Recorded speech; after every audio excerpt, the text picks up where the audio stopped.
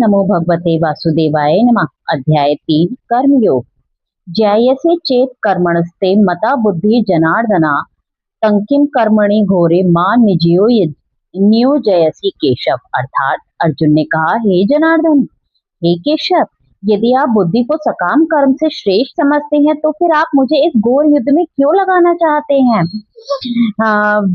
व्यामिश्रणे वाक्येन बुद्धि मोहयसी में तद्वे किम बद निश्चितेन येन श्रेयो हमानुप्या।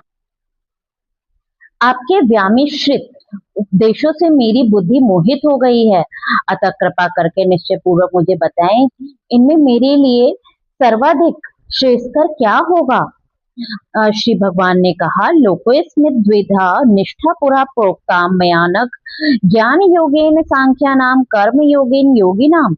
अर्थात श्री भगवान ने कहा, हे निष्पाप अर्जुन, मैं पहले बता चुका हूँ कि आत्म साक्षात्कार का प्रयत्न करने वाले दो प्रकार के पुरुष होते हैं। कुछ इसे ज्ञान योग द्वारा समझने का प्रयत्न करते हैं और कुछ भक्तिमय सेवा के द्वारा। हे कर्मणा नाम रमात्रय कर्मय पुरुषोच्युते न च संन्यासनादेव सिद्धिम समगच्छति। ना तो कर्म से विमुख होकर कोई कर्म फल से छुटकारा पा सकता है, न केवल संन्यास से सिद्धि प्राप्त की जा सकती है।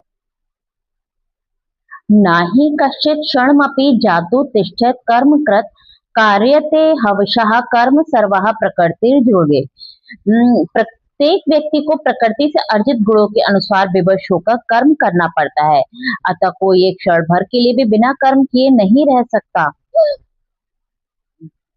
कर्मेंद्रियाणि संयम या आस्ते मनसा स्मरण इंद्रियार्थी विमूढ़ात्मा मिथ्याचारः च उच्यते। जो कर्मेंद्रियों को वश में करता है किंतु जिसका मन इंद्रिय विषयों का चिंतन करता रहता है, वह निश्चित रूप से स्वयं को धोखा देता है और मिथ्याचारी कहलाता है। यस्त्वित्वा इंद्रियाणि मनसा नियमारभते अर्जुन कर्मेंद्रिया कर्म योग सक्तः सा विशेष्यते। अर्थात दूसरी ओर यदि कोई निष्ठावान व्यक्ति अपने मन के द्वारा कर्मेंद्रियों को वश में करने का प्रयत्न करता है और बिना किसी आसक्ति के कर्म योग प्रारंभ करता है तो वह अति उत्कृष्ट। नित्यं कुरु कर्म त्वं कर्म ज्यायो हक कर्मणः शरीर यात्रा च ते न प्रसिद्ध्यो कर्मणः। अर्थात अपना नियत कर्म करो, क्योंकि कर्म न करने की अपेक्षा से कर्म करना श्रेष्ठ है। कर्म के बिना तो शरीर निर्वाह भी हो सकता है।